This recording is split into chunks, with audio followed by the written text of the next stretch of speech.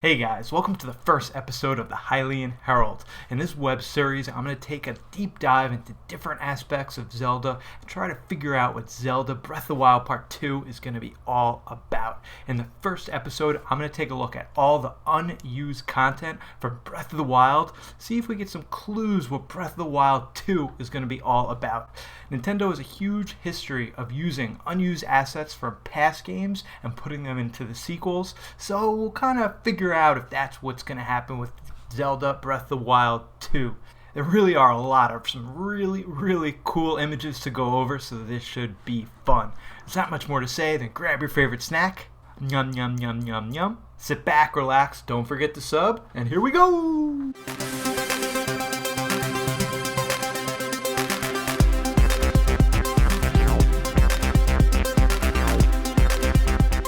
So to start off, I must say I got all these images from the internet, so I'm not sure how authentic they are, but they're pretty cool, so let's take a look. This first one is a doozy. We see Link, or what looks like Link, and he's got the Master Sword, and it looks like he's missing an arm. And then on the left, we see, I think, Link again, and a bunch of examples of what he could be doing with that arm. But let's go look deep a little closer. If you look at those images, you see Link, and he definitely has some Sheikah technology absorbed in him. He's got a mask, and his arm looks like some sort of chainsaw or alligator. And then all these examples of what that left arm could be used for. It's a little weird. If you remember back from the teaser for Breath of the Wild 2, there was a lot going on with that same arm. I mean, it was glowing. It was like something that was getting possessed. It's really crazy. And then it looks like Link is about to use that arm, some sort of way to maybe fight Ganon or use some sort of power or mechanic. So it's definitely really interesting. Now, if we go back to that original image and kind of break down what Link is actually doing with that arm, it could be a replacement for the Sheikah Slate from Breath of the Wild 1. In this first image, it looks like Link or the example is firing a cannon, so this could be the replacement for bombs. It could be pretty cool, his arm transforms into a cannon, you get fire bombs, remote bombs, maybe there's some new mechanics that have to do with bombs, so a lot could really happen, or a lot could be used with a cannon instead of just picking it up and picking up the bomb and throwing it. The next one is pretty cool. His left arm actually turns into the bow and arrow, and it looks like, that's exactly what's going on here. It's pretty cool that instead of having a bow and arrow that breaks, maybe you just have 20 different choices of bow and arrow that your arm could turn into. And they have the guardian arrow attached here, so I'm curious if there's going to be guardians or super guardians in this game. This is a brand new mechanic, and it looks like your arm turns into some sort of hammer. Maybe you could break down walls, beat up bad guys, just knock a lot of different puzzle elements. And if you see, this isn't really Link, but I think it's just an example of Link. They don't want to sketch out Link every single time when they're just doing these very little examples. So it's interesting, very interesting. Now here's a very exciting one for me personally, because that looks like a hook shot, right? That looks like a hook shot. So I'm hoping in Breath of the Wild 2 they have a hook shot. That was something that people really wanted for the last game, so adding it to the second game would be amazing. And also it looks like some sort of beetle or bug. Maybe you fire that off, fire it up or down, and you could kind of fly around with it and kind of see what's going on. Maybe it's kind of a homing missile. It's really hard to tell.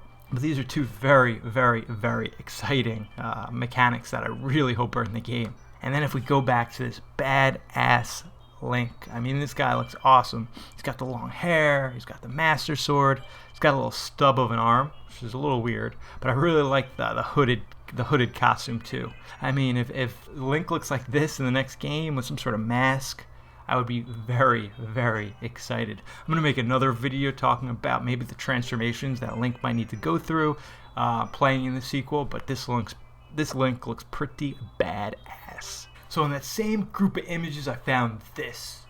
And this, it's kind of telling. You see Link on a motorcycle. And if you beat Breath of the Wild 2 and you got the DLC expansion pack 2, you know that Link has a motorcycle in Breath of the Wild. And I'm really curious, to think maybe they were saving the bike for the second game. Then they were like, you know what, this will be pretty awesome to put in the first game. So they just added in. This is a little bit of evidence, just a little bit, that maybe this concept art is real. And, maybe this could be clues to the next game.